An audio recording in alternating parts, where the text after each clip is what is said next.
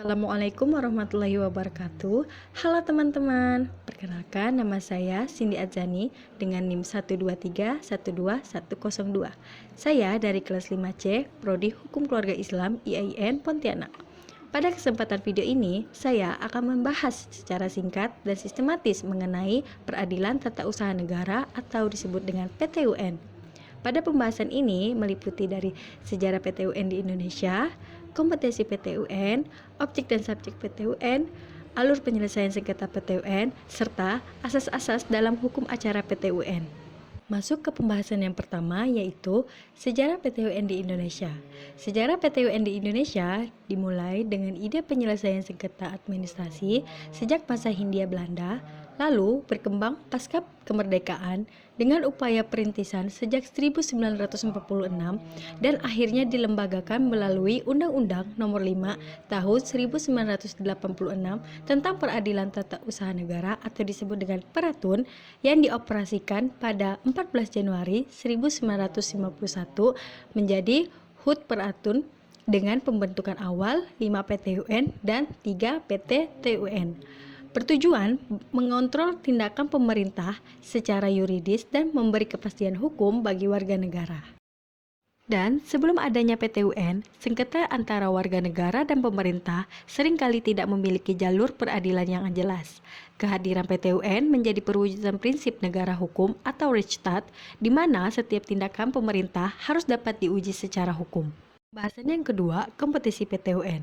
Kompetensi PTUN terbagi menjadi dua, yaitu kompetensi absolut dan kompetensi relatif.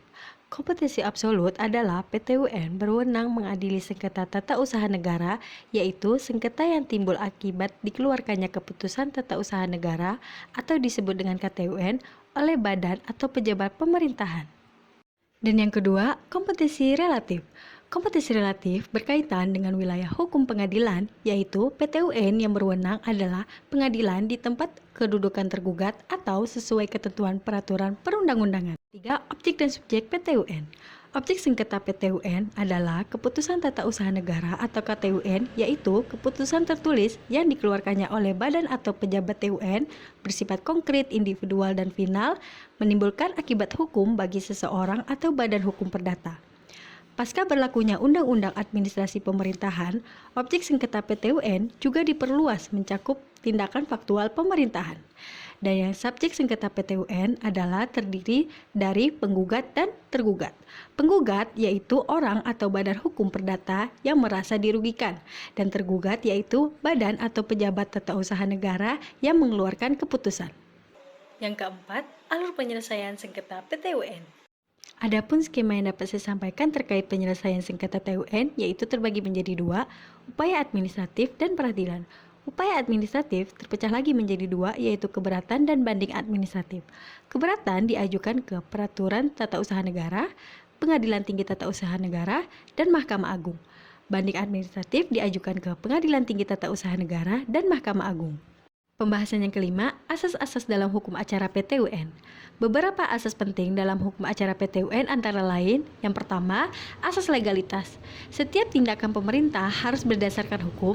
Yang kedua, asas perlindungan hukum, melindungi hak warga negara dari tindakan yang sewenang-wenang. Yang ketiga, asas praduga rechmatik, keputusan pemerintah dianggap sah sebelum dibatalkan pengadilan. Yang keempat, asas peradilan cepat, sederhana, dan biaya ringan. Yang lima, asas keterbukaan, proses peradilan dilakukan secara terbuka untuk umum.